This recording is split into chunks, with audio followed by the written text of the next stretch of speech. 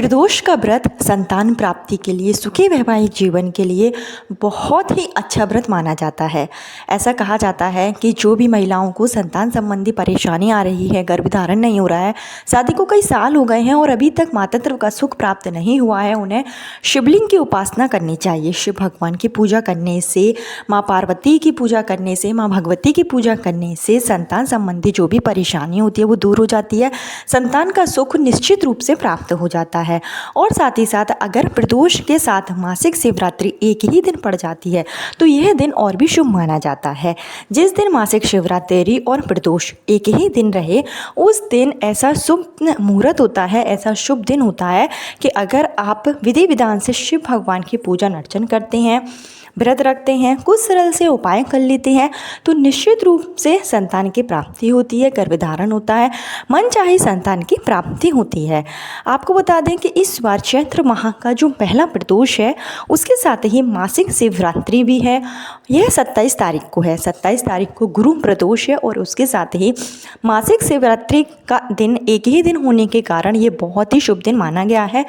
तो जो भी महिलाएं हैं जिनको संतान प्राप्ति में बाधाएं आ रही हैं, जिनके पुत्र प्राप्ति के योग नहीं बन पा रहे हैं, उनके लिए 27 मार्च का दिन बहुत ही शुभ दिन है, गुरु प्रदोष है। और गुरु प्रदोष जो होता है वो सुखी वैवाहिक जीवन के लिए माना जाता है। प्रदोष का जो व्रत होता है वो अगर महिलाएं करती हैं तो उनके दाम्पत्य जीवन में चल रही परेशानी दूर होती है और जो भी आपकी मनोकामना होती है वो निश्चित रूप से पूरी हो जाती है। शिव भगवान जो कि अपने भक्तों की मनोकामना बहुत जल्दी पूरी कर देते हैं। 27 तारीख को चैत्र माह का पहला प्रदोष है, गुरु प्रदोष है, उसके साथ ही मासिक शिवरात्रि है। प्रदोष तिथि जो होगी वो 27 तारीख को सुबह के समय 1:08 पर शुरू हो जाएगी और इसका समापन रात्रि में 11:03 पर होगा और उसी के साथ ही यानी 11:03 पर ही मासिक शिवरात्रि। इस दिन ऐसे कई दुर्लभ योग बन रहे हैं जिसमें कि अगर आप उपाय करेंगे सरल से, अगर आप व्रत रख सकते हैं तो बहुत अच्छी बात है, व्रत जरूर रखिए। और अगर आप व्रत नहीं रख सकते हैं तो आप सिर्फ उपाय कर सकते हैं। मासिक शिवरात्रि के दिन भी संतान प्राप्ति के लिए कई ऐसे उपाय किए जाते हैं जिनसे आपको निश्चित रूप से संतान की प्राप्ति होती है। शुभ और शोभन योग के साथ में कई ऐसे योग भी बन रहे हैं।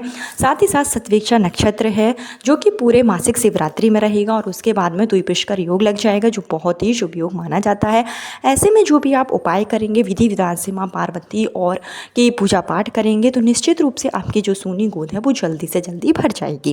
किस तरीके से उपाय करने हैं, क्या चीज़ों की आपको आवश्यकता होगी, संपूर्ण जानकारी आपको इस वीडियो में दी जाएगी। लेकिन आगे वीडियो शुरू करने से पहले हमेशा की तरह आपसे मेरा निवेदन है कि अगर अभी तक आपने मेरा चैनल धर्म ज्ञान पथ को सब्सक्राइब नहीं किया है तो चैनल को सब्सक्राइब जरूर कर लीजिए। वीडियो पसंद आए तो लाइक कीजिए और कमेंट बॉक्स में हर हर महादेव या ओम नमः शिवाय जरूर लिखें, जिससे कि भोलेनाथ की कृपा से आपको मनचाही संतान की प्राप्ति अति शीघ्र हो और आपके जीवन के जो कष्ट हैं वो जल्दी से जल्दी दूर हो जाए। देखिए, प्रदोष के दिन, प्रदोष काल में अगर आप एक दीपक प्रज्वलित करते हैं तो उस दीपक को प्रज्वलित करने से आपको 5 तरीके के जो दोष होते हैं वो दूर हो जाते हैं। सबसे पहला दोष होता है नजर दोष, दूसरा होता है काल्प सर्प दोष, तीसरा होता है पितृ दोष और चौथा होता है वंश में वृद्धि और सुखी वैवाहिक जीवन की अगर कामना है और ग्रह दोष चल रहे हैं तो वो जो दोष होते हैं उनका प्रभाव कम हो जाता है और आपके वंश की वृद्धि निश्चित रूप से होती है। तो ये एक दीपक जलाने से आप कि जीवन में चल रही समस्त जो बाधाएं होती हैं वो दूर हो जाती है। तो प्रदोष के दिन आप अपने घर के मुख्य द्वार पर एक दीपक जरूर प्रज्वलित करें और इसके साथ ही अगर आपके घर के आसपास शिव मंदिर है तो आप शिवलिंग का अभिषेक जरूर करें। शिवलिंग का जो अभिषेक है आपको पंचामृत से करना है। दूध, दही, शहद, घी से आप जो है अभिषेक कीजिए। पंचामृत से अभिषेक करने से आपकी जो मनोकामना होगी वो पूरी होगी। और इसके साथ ही 27 मार्च को जो यानी कि प्रदोष के दिन आप सुबह जल्दी उठें, स्नान आदि करके साफ सुथरे वस्त्र धारण कर लें। अगर आप व्रत रखते हैं तो सुबह ही आपको अपने घर के पूजा स्थल में व्रत का संकल्प लेना है। अगर आपने घर में ही शिवलिंग को विराजित कर रखा है तो आप शिवलिंग की विधि विधान से पूजन अर्चन करें, शिव भगवान की प्रिय चीज़ें उन्हें अर्पित करें। और इसके साथ ही जो आपको विशेष उपाय करना है उसके लिए आपको जो बेलपत्र, अगर आपके घर के आसपास बेलपत्र का पेड़ है तो वहाँ पर आप जाएँ और वहाँ पर आप अपने हाथों से शिवलिंग बनाएं। निसंतान दंपतियों के लिए ये बहुत ही अच्छा उपाय माना जाता है, जो कि प्रदोष के दिन किया जाता है। तो बेलपत्र के वृक्ष के नीचे जाकर आप शिवलिंग बनाएं, और जब आप शिवलिंग बनाएं उसका विधि विधान से पूजन अर्चन करें। उसमें बेलपत्र के वृक्ष के नीचे आपको एक दीपक प्रज्वलित करना है, और उस दीपक में आपको दो लंबी बाती का आप प्रयोग करेंगे। लंबी बाती जो कि वंश वृद्धि के लिए प्रयोग की जाती है, पितृदोष के निवारण के लिए प्रयोग की जाती है। तो आपको 2 रुई से आपको लंबी बाती बनाना है, और इसमें आपको घी का प्रयोग करना है। घी नहीं है तो आप तिल के तेल का भी प्रयोग कर सकते हैं। और जब आप बेलपत्र के वृक्ष के नीचे शिवलिंग बनाएं, विधि विधान से पूजन अर्चन करें, जो है लोटे में जल ले जाए, उसको जल समर्पित करें, चावल अक्षत अर्पित करें, इसके साथ ही बेलपत्र धतूरा जो भी आपके पास है आप वो जो है शिव भगवान पर चढ़ाएं, शिव मंत्रों का जाप करें। यह दीपक जो आपने 2 बाती का बनाया है उसको ज़रूर आपको प्रज्वलित करना है। और जो है बेलपत्र के जो पेड़ होगा उसकी आपको 7 बार परिक्रमा करनी है। मनोकामना का एक धागा, लाल कलर का धागा आपको जो है पेड़ में बांधना है। 7 बार परिक्रमा करते हुए मौलिक का धागा आप पेड़ में बांधें। संतान प्राप्ति, पुत्र प्राप्ति की कामना करें। जब आप शिवलिंग बनाएं, पूजा करें तो नाम और गोत्र जरूर बोले। संतान प्राप्ति की कामना के साथ में उपाय कर रहे हैं तो आपको जो है अपनी मनोकामना जरूर बोलनी है, मंत्रों का जाप करना है। ऐसा करने से आपकी मनोकामना बहुत जल्दी पूरी होगी, क्योंकि बेलपत्र के वृक्ष के नीचे शिवलिंग बनाकर पूजन करने से आपकी को वंश की वृद्धि होती है, पितृदोष आपका दूर हो जाता है, ग्रह दोष दूर हो जाता है, जो भी आपकी मनोकामना होती है वो निश्चित रूप से पूरी हो जाती है। इसके साथ ही संतान प्राप्ति के लिए गुरु प्रदोष के दिन आपको यह उपाय करना है कि आप एक लोटे में जल लें और उस 5 बेलपत्र डालें, 1 समी पत्र डालें, और एक आपको पीला चावल यानी कि 1 आखा चावल लेना है। उसको हल्दी में अच्छे से भिगोकर वो चावल आपको उसी जल में डाल देना है। और जो चने की दाल है, थोड़ी सी चने की दाल आपको उसी लोटे में डालना है, और यह जल लेकर आपको उनके घर के आसपास शिवालय है वहाँ जाकर शिवलिंग पर आपको यह जल जो है अर्पित करना है। जल जब आप अर्पित करेंगे तो उत्तर दिशा की ओर मुख करना है, इस बात का विशेष ध्यान रखिए। और धीमी धार में जल जो है आप चढ़ाएंगे। और जल चढ़ाने से पहले जब आप घर से निकले तो अपने घर के पूजा स्थल में एक दीपक जरूर आप प्रज्वलित करके जाएं। फिर शिव मंदिर में आपको दीपक चाहे आप जलाएं चाहे ना जलाएं, लेकिन घर में दीपक जरूर प्रज्वलित करके जाएं। उसके बाद ही आप शिव मंदिर में जाकर इस लोटे से, जिसमें आपने 5 बेलपत्र, 1 समी पत्र, आखा चावल का दाना और दाल आपने डाली है, उससे आप अभिषेक करें। ऐसा करने से वंश की वृद्धि होती है। गुरु प्रदोष के दिन अगर आप ये छोटा सा कार्य कर लेते हैं तो आपको निश्चित रूप से मनचाही संतान की प्राप्ति होकर रहती है। इसके साथ ही गुरु प्रदोष है, गुरुवार का दिन है, तो आप केले के पेड़ में भी जल जरूर चढ़ाएं। गुरु प्रदोष के दिन भोलेनाथ के साथ साथ विष्णु भगवान का भी आशीर्वाद प्राप्त होता है। तुलसी माता की भी पूजा करें। तुलसी माता के समक्ष शाम के समय एक दीपक जरूर प्रज्वलित करें, इससे सुख सौभाग्य की प्राप्ति होती है। और इसके साथ ही आप एक विशेष उपाय कर सकते हैं जो आप वंश वृद्धि, सुखी वैवाहिक जीवन के लिए करेंगे। आपको क्या करना है कि आपको 5 प्रकार के जो पेड़ होंगे उनकी पत्तियां आपको ले लेना है। जैसे आप बरगद के पेड़ की ले सकते हैं, पीपल के पेड़ की ले सकते हैं, समी के पेड़ की ले सकते हैं, और बेलपत्र के पेड़ की ले सकते हैं। जो भी आपको 5 प्रकार के पेड़ की पत्तियां मिल जाएं तो वो आप ले लें।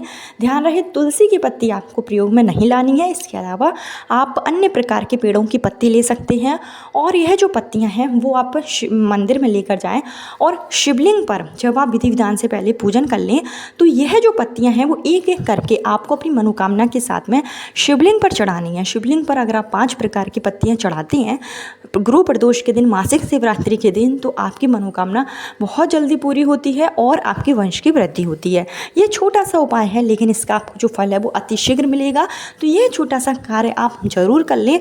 इसको आप शाम के समय कर सकते हैं, सुबह भी कर सकते हैं, लेकिन अगर आप प्रदोष काल में करते हैं, क्योंकि प्रदोष के दिन शिव भगवान की जो पूजा होती है वो प्रदोष काल में की जाती है। प्रदोष काल का जो समय रहेगा वो 6:30 से 8:53 का होगा। तो इस बीच में आप शिव भगवान की पूजन अर्चन करें, शिव भगवान का अभिषेक कर सकते हैं। शिव भगवान के मंत्रों का जितना हो सके आप जाप करें, शिवालय में जाएं, दीप प्रज्वलित करें, दान पुण्य भी जो आप करें वो प्रदोष काल में ही करें।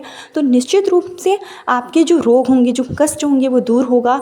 अगर गर्भधारण नहीं होता है, बार बार मिसकैरेज हो जाता है, इस तरह की कोई परेशानी आ रही है, तो गुरु प्रदोष के दिन, प्रदोष काल में एक दीपक आप जो है शिव मंदिर में जरूर प्रज्वलित करें, जिससे कि आपके वंश की वृद्धि होगी।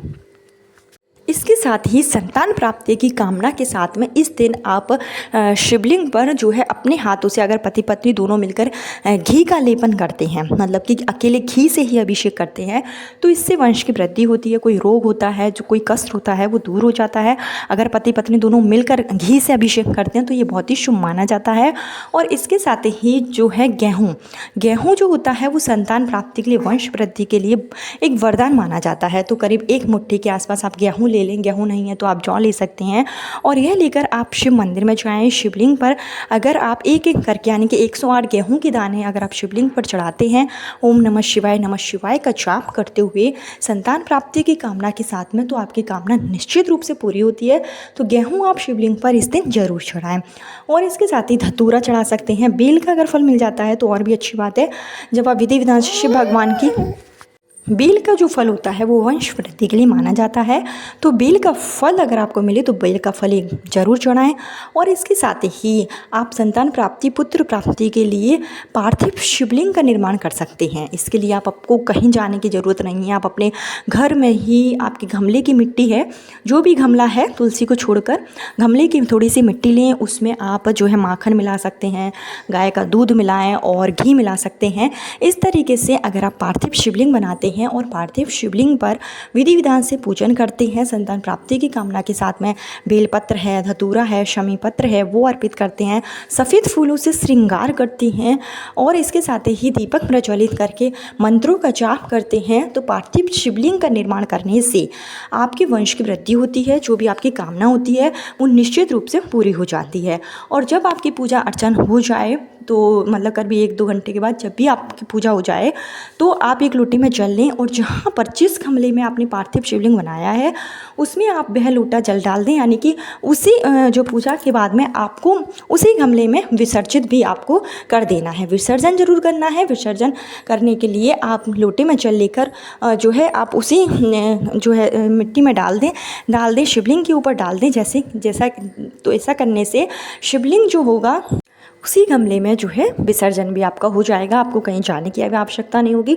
घर पर ही रहकर आप पार्थिव शिवलिंग बनाकर अगर पूजन करते हैं, और इसको आप प्रदोष के दिन से या मासिक शिवरात्रि के दिन से शुरू करें और करीब 5 सोमवार जरूर करें।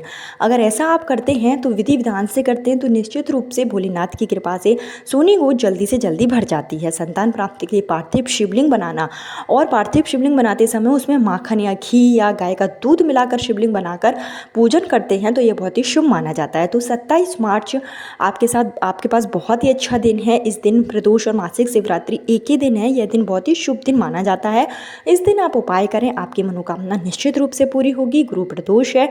गुरु प्रदोष जो होता है वो सुखी वैवाहिक जीवन के लिए माना जाता है। तो इस दिन उपाय जरूर करें। भोलेनाथ की कृपा से मनचाही संतान की प्राप्ति अति शीघ्र होगी। कल फिर मिलती हूँ नए वीडियो, नए उपाय के साथ।